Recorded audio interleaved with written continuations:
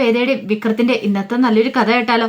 അങ്ങനെ ഇന്നത്തെ കഥയിൽ വേദ വിക്രത്തോട് പറഞ്ഞു, ദൈവം പറഞ്ഞുകൊണ്ടാ ഞാൻ തിരികെ നിങ്ങളുടെ വീട്ടിലേക്ക് വന്നേന്ന് പറഞ്ഞു. നിങ്ങളെ ഒരു പാഠം പഠിപ്പിക്കണമെന്ന് എനിക്കുണ്ടായിരുന്നു പറഞ്ഞു. ചില കാര്യങ്ങളൊക്കെ നിങ്ങളെ പഠിപ്പിക്കണമെന്ന്.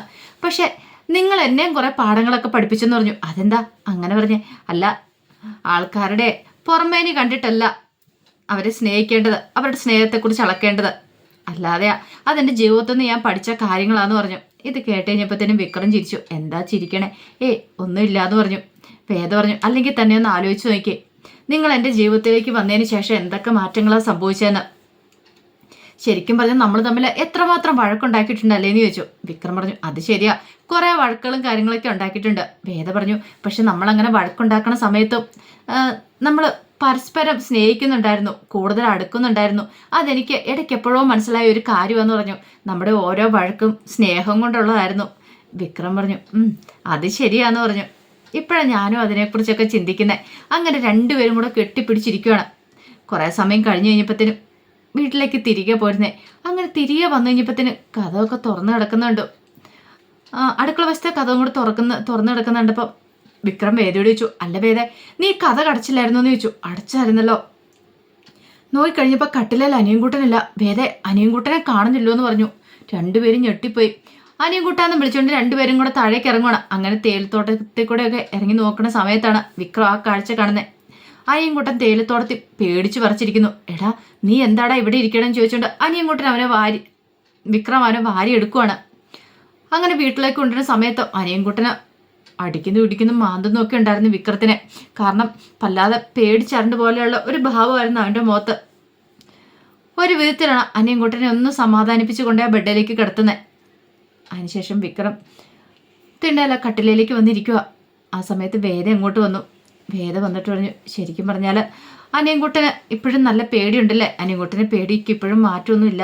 അതെ, നമ്മൾ ശരിക്കും സൂക്ഷിക്കണമെന്ന് പറഞ്ഞു. അപ്പോഴാണ് വിക്രത്തിന്റെ കയ്യിലെ ആ പാട് വേദ ശ്രദ്ധിക്കുന്നത്. ഇതെന്ത് പറ്റിയതാ? അത് പിന്നെ അനിയൻകുട്ടന്റെ നഖം കൊണ്ടതാ എന്ന് പറഞ്ഞു.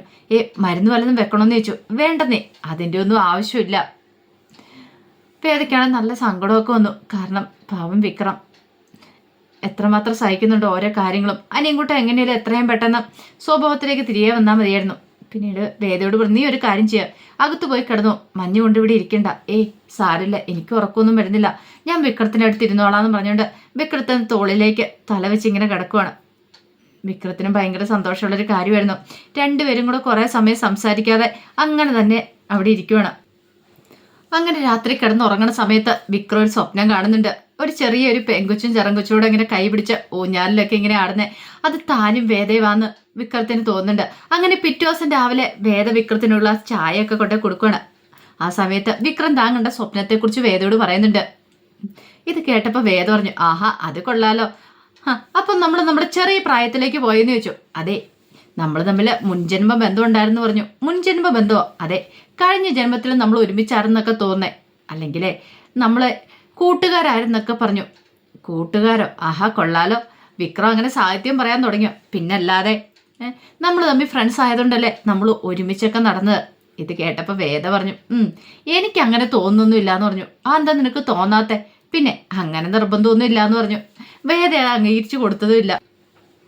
പിന്നീട് വേദ പറഞ്ഞു, അതെ, കഴിഞ്ഞ ജന്മത്തിൽ പരസ്പരം ഇഷ്ടപ്പെട്ടിരുന്ന രണ്ട് കുഞ്ഞുങ്ങൾ ചിലപ്പോൾ ഈ ജന്മത്തിൽ വിക്രത്തോട് ഒന്ന് പറഞ്ഞതായിരിക്കും. വിക്രത്തിന് സ്വപ്നത്തിൽ വന്ന കാര്യങ്ങളൊക്കെ പറഞ്ഞായിരിക്കും നിങ്ങളാണ് ഞങ്ങളെന്നുള്ള കാര്യങ്ങളൊക്കെ. അത് കേട്ടപ്പോൾ വിക്രം പറഞ്ഞു, അതിന് ചിലപ്പോൾ ചാൻസ് ഉണ്ടെന്ന് പറഞ്ഞു. വിക്രം പറഞ്ഞു, എന്ത് രസമല്ലേ രണ്ടുപേരും കൂടെ ഇങ്ങനെ. എനിക്ക് ഇപ്പോഴും ഓർക്കുമ്പോൾ ഒരു ത്രില്ലൊക്കെ തോന്നുന്നുണ്ട്. നമ്മൾ രണ്ടുപേരും മാത്രം ഇങ്ങനെ തനിച്ച് ഇങ്ങനൊരു സ്ഥലത്ത് വന്നിങ്ങനെ ജീവിക്കാം, വേറെ കെട്ടുപാടുകളും കാര്യങ്ങളൊന്നും ഇല്ലാതെ, ആര് ശല്യപ്പെടുത്താനൊന്നും വരാതില്ലാതെ അങ്ങനെ മുന്നോട്ട് പോകണമെന്ന് പറഞ്ഞു. ഇത് കേട്ടപ്പോൾ വേദ പറഞ്ഞു, ആഹാ, ആള് കൊള്ളാലോ. എല്ലാ കാലത്തും നമുക്ക് ഇവിടെ ഇങ്ങനെ ജീവിക്കാൻ പറ്റുമോ? കാരണം നമുക്ക് കുറെ കെട്ടുപാടുകളും കാര്യങ്ങളൊക്കെ ഉണ്ട്. നമുക്ക് എല്ലാ കാലത്തും ഇങ്ങനെ ഇവിടെ ഒന്നും ജീവിക്കാൻ പറ്റില്ല. വിക്രം പറഞ്ഞു, എനിക്ക് ഇതിനോട് താല്പര്യം എന്ന് പറഞ്ഞു. വിക്രം, ഇതൊക്കെ അങ്ങോട്ട് മാറും, കുറച്ച് കഴിയുമ്പോഴത്തേനും ഇതൊക്കെ ബോറടിക്കാൻ തുടങ്ങുമെന്ന് പറഞ്ഞു. ഇല്ലാന്ന് പറഞ്ഞു. വേദ പറഞ്ഞു, വിക്രത്തിന് അറിയാലോ നമ്മൾ ഇങ്ങോട്ടേക്ക് വന്നതിൻ്റെ ലക്ഷ്യം എന്താന്ന്. നമുക്കിവിടെ എല്ലാ കാലത്തും നിൽക്കാൻ പറ്റില്ല. അനിയൻകുട്ടന് എത്രയും പെട്ടെന്ന് ഭേദമാവണം. അനിയൻകുട്ടന് ഭേദമായി കഴിഞ്ഞാൽ മാത്രമേ നമുക്ക് സത്യങ്ങൾ കണ്ടെത്താൻ പറ്റുള്ളൂ. എന്നിട്ട് വേണം നമുക്ക് അവിടേക്ക് തിരിച്ചു പോകാനായിട്ട്. വിക്രം നിരപരാധി എന്ന് തെളിയിക്കണം. എൻ്റെ മനസ്സിലെ ആഗ്രഹം എന്താണെന്നറിയോ, എത്രയും പെട്ടെന്ന് അങ്ങനെയൊക്കെ തെളിയിച്ച് നമ്മൾ അവിടേക്ക് തിരിച്ചു ചെല്ലണം. അങ്ങനെ നമ്മൾ എല്ലാവരോടും ഒപ്പം സന്തോഷമായിട്ട് കഴിയണം. പിന്നെ ഇടയ്ക്ക് കുറേ യാത്രകളും കാര്യങ്ങളൊക്കെ പോകണം. എല്ലാവരും നമ്മളോടൊപ്പം ഉണ്ടായിരിക്കണം. ഇതൊക്കെ കേട്ട് കഴിഞ്ഞപ്പോൾ വിക്രം ഒരു അത്ഭുതത്തോടു കൂടി വേദയെ നോക്കുകയാണ്. അപ്പോഴേക്കും വേദ പറഞ്ഞു, ശരിക്കും പറഞ്ഞാലേ ഈ ആണുങ്ങൾ തനി പൊട്ടന്മാരാന്ന് പറഞ്ഞു. പൊട്ടന്മാരോ? അതെ, പ്രേമിക്കുന്ന സമയത്ത് ആണുങ്ങൾ പൊട്ടന്മാരാ. പക്ഷെ യാഥാർത്ഥ്യ ബോധത്തെ പെൺകുട്ടികളാണെങ്കിൽ ശരിക്കും കുറച്ചുകൂടെ ഒരു മാറ്റം ഉണ്ടെന്ന് പറഞ്ഞു. അതെന്താ? അവര് യാഥാർത്ഥ്യ ബോധത്തോടെ പെരുമാറത്തോളെന്ന് പറഞ്ഞു. പിന്നെ പെരുമാറുന്ന ആൾക്കാർ അല്ല, വിക്രം ഒന്ന് ആലോചിച്ച് നോക്കിയേ. പ്രേമിക്കണ സമയത്ത് ആണുങ്ങൾ ചിലപ്പോൾ ഇങ്ങനെയൊക്കെ തന്നെ ആയിരിക്കും. പക്ഷെ പെൺകുട്ടികൾ അങ്ങനെയല്ല. അവർ കാര്യഗൗരവത്തോടെ ചിലപ്പോൾ ഒരു കാര്യം വന്നിട്ടുണ്ടെങ്കിൽ അതിനെ എങ്ങനെ നേരിടണമെന്ന് അവർക്ക് ചിലപ്പോൾ പെട്ടെന്നൊരു തീരുമാനം എടുക്കാൻ കഴിയും. അവരതിനെ നല്ല രീതിയിൽ തന്നെ ചിലപ്പോൾ നേരിട്ടെന്നിരിക്കും. ബോൾഡായിട്ടൊരു പെൺകുട്ടി അങ്ങനെയാന്ന് പറഞ്ഞു. ഇത് കേട്ടപ്പോൾ വിക്രം പറഞ്ഞു, നീ ആള് കൊള്ളാലോ, അപ്പം നീ അങ്ങനെയാന്നാണോ പറയാൻ വന്നേ? അത്യാവശ്യമൊക്കെ അങ്ങനെയാ. ഇത് കേട്ടപ്പോൾ വിക്രം പറഞ്ഞു, എനിക്ക് മനസ്സിലാവുന്നുണ്ടെന്നൊക്കെ പറഞ്ഞു. അങ്ങനെ രണ്ടുപേരും കൂടെ പരസ്പരം കണ്ണി നോക്കുകയാണ്. ഈ സമയത്ത് വേദയുടെ കണ്ണിലേക്ക് നോക്കുമ്പോഴത്തേനും വിക്രത്തിന് വേദയുടെ മനസ്സിലുള്ള ആ പ്രണയം തിരിച്ചറിയാൻ പറ്റുന്നുണ്ടായിരുന്നു ആ കണ്ണുകളിൽ. വിക്രം പെട്ടെന്ന് പറഞ്ഞു, ആകെപ്പാടെ പൂത്തുലഞ്ഞ് നിൽക്കുവുള്ളൂ എന്ന് പറഞ്ഞു. എന്ത് പൂക്കാനോ? ഞാനോ? എങ്ങനെയാ വിക്രം പൂക്കണമെന്ന് ചോദിച്ചു. അതെ, അത് ഈ കണ്ണുകൾ നോക്കിയിട്ടുണ്ട് അറിയാം. നിന്റെ മനസ്സിലെ പ്രണയം പൂത്തുലഞ്ഞ കാര്യം ഞാൻ പറഞ്ഞു, അത് ഈ കണ്ണുകളിൽ എനിക്ക് അറിയാൻ പറ്റുന്നുണ്ടെന്ന് പറഞ്ഞു.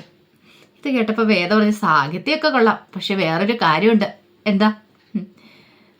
നമുക്ക് നേരെ അടുക്കളയിലേക്ക് പോവാം. അവിടെ പൂക്കാറായ കുറച്ച് കിഴങ്ങുണ്ട്, അതൊന്ന് കട്ട് ചെയ്ത് തരുവാണെങ്കിൽ രാവിലെ ചപ്പാത്തിയും കിഴങ്ങേറിയും ഉണ്ടാക്കി തരാമെന്ന് പറഞ്ഞു. ഇത് കേട്ട് കഴിഞ്ഞപ്പോഴത്തേനും വിക്രം ചിരിക്കുവാണ്. ശരി ശരി, ഞാൻ വരാമെന്ന് പറഞ്ഞു. വേദ പറഞ്ഞു, അനിയൻകുട്ടനും ആഹാരം കൊടുക്കണ്ടേ, രണ്ടുപേരും കൂടെ ഇങ്ങനെ ഇവിടെ കത്തി വെച്ചു വിടുന്നിട്ടുണ്ടെങ്കിൽ അതൊന്നും നടക്കില്ല എന്ന് പറഞ്ഞു. ശരി, ഞാൻ വരാമെന്ന് പറഞ്ഞു. അങ്ങനെ അവർ രണ്ടുപേരും കൂടെ സന്തോഷത്തോടുകൂടി അവിടേക്ക് പോവാണ്. ഇതേ സമയത്ത് അച്ഛന് പ്രാർത്ഥനയിലായിരുന്നു പള്ളിയിൽ. അങ്ങനെ പ്രാർത്ഥിച്ചിങ്ങനെ ബൈബിൾ വചനമൊക്കെ എടുത്ത് വായിക്കുന്ന സമയത്ത് അച്ഛൻ്റെ മനസ്സിലേക്ക് പെട്ടെന്ന് വേദയുടെ വിക്രത്തിൻ്റെ മുഖം ഓർമ്മ വരികയാണ്. പിന്നീട് അച്ഛൻ അവർക്ക് വേണ്ടിയിട്ട് പ്രത്യേകമായിട്ട് പ്രാർത്ഥിക്കുന്നുണ്ട്. ആ സമയത്താണ് ഗീവർഗീസ് അങ്ങോട്ടേക്ക് വരുന്നത്. അങ്ങനെ പ്രാർത്ഥന കഴിഞ്ഞ് അച്ഛൻ എന്നിട്ട് ഗീവർഗീസിനോട് പറഞ്ഞു, അതെ ഗീവർഗീസ്, നിങ്ങൾ കൊണ്ടുവന്ന ആ കുട്ടികളില്ലേ, പ്രാർത്ഥിച്ചുകൊണ്ടിരിക്കുമ്പോൾ അവരുടെ മുഖം എൻ്റെ മനസ്സിലേക്ക് വന്നേ. അവർ അപകടത്തിലാന്ന് പറഞ്ഞു. എന്താ അച്ചോ പറഞ്ഞേ? അവരുടെ കൂടെ ഒരു മരണത്തിൻ്റെ നിഴലുണ്ടെന്ന് പറഞ്ഞു. മരണത്തിൻ്റെ നിഴലോ? അതെ, എപ്പോഴേത് നിമിഷം വെള്ളം എന്ത് വെള്ളം സംഭവിക്കാന്ന് പറഞ്ഞു. അല്ലച്ചോ, അവരെ നമുക്ക് രക്ഷപ്പെടുത്താൻ പറ്റില്ലേ? അതൊക്കെ കർത്താവിൻ്റെ ഇഷ്ടങ്ങളല്ലേ. കർത്താവ് എന്തെങ്കിലും കാര്യം വെളിപ്പെടുത്തായിരിക്കും. സംഭവിക്കേണ്ട സമയത്ത് സംഭവിക്കേണ്ട കാര്യങ്ങളൊക്കെ സംഭവിക്കുമെന്ന് പറഞ്ഞു. പിന്നെ അവരുടെ കൂടെ ഒരു ചെക്കനില്ലേന്ന് ചോദിച്ചു. ഉണ്ട്, അനിയൻകുട്ടന്. ഒരു കാര്യം ചെയ്യുക, വിക്രത്തോട് അവനെ കൂട്ടി എൻ്റെ അടുത്തേക്കൊന്ന് വരാൻ പറ. എന്താച്ചോ, തലയ്ക്ക് പിടിച്ച് സുഖപ്പെടുത്താനാണോ എന്ന് ചോദിച്ചു. ഞാനൊന്ന് പ്രാർത്ഥിച്ച് നോക്കാം. ചിലപ്പം മനസ്സിൻ്റെ വേദനകളും വിഷമങ്ങളും ഒക്കെ ഒന്ന് മാറി കിട്ടിയാലോ, ചിലപ്പോൾ ജീവിതത്തിലേക്ക് തിരിച്ചു വന്നാലോ, സ്വബോധം കിട്ടിയാലോ എന്നൊക്കെ അച്ഛൻ പറയുന്നുണ്ട്. അപ്പോഴേക്കും ഗീവർഗീസ് പറഞ്ഞു, അതെ അച്ഛൻ, ഞാൻ വേറൊരു കാര്യം കൂടെ സംസാരിക്കാൻ വേണ്ടി വന്നാ. വിക്രത്തിന് ഭാര്യയില്ലേ വേദ. വേദയ്ക്ക് മേരിയോടൊപ്പം തേയിലത്തോട്ടത്തിൽ പണിയാൻ പോകാനായിട്ട് താല്പര്യമുണ്ട്. അച്ഛന് ഒരു കാര്യം ചെയ്യണം, പ്ലാന്റേഷൻ മാനേജറോടൊന്ന് പറഞ്ഞിട്ടൊരു കത്ത് തരണം. അപ്പോൾ കത്ത് കിട്ടുവാണെങ്കിൽ കാര്യങ്ങളൊക്കെ എളുപ്പമായിരിക്കും. അവളെയും കൂടെ ജോലിക്ക് വിളിച്ചുകൊണ്ട് പോവാമല്ലോ എന്ന് പറഞ്ഞു. അച്ഛൻ പറഞ്ഞു, ശരി, അതിനെക്കുറിച്ചൊക്കെ ഞാൻ സംസാരിക്കാം. നീ അനിയൻകുട്ടനെ കൂട്ടി ഇങ്ങോട്ടേക്ക് വരാൻ വിക്രത്തോട് പറയാൻ പറഞ്ഞു. ശരി, ഞാൻ പറയാച്ചോ എന്നൊക്കെ പറയണം. അപ്പോൾ അതിൻ്റെ വിശേഷങ്ങളൊക്കെ എന്ന് കാണുന്നത്. ഇതിൻ്റെ ബാക്കി വിശേഷങ്ങളുമായിട്ട് വൈകുന്നേരത്തെ പ്രമോയി വരാട്ടോ. ഒരിക്കൽ കൂടി എല്ലാവർക്കും ശുഭദിനം നേർന്നോട്ട് നിർത്തുന്നു. നന്ദി.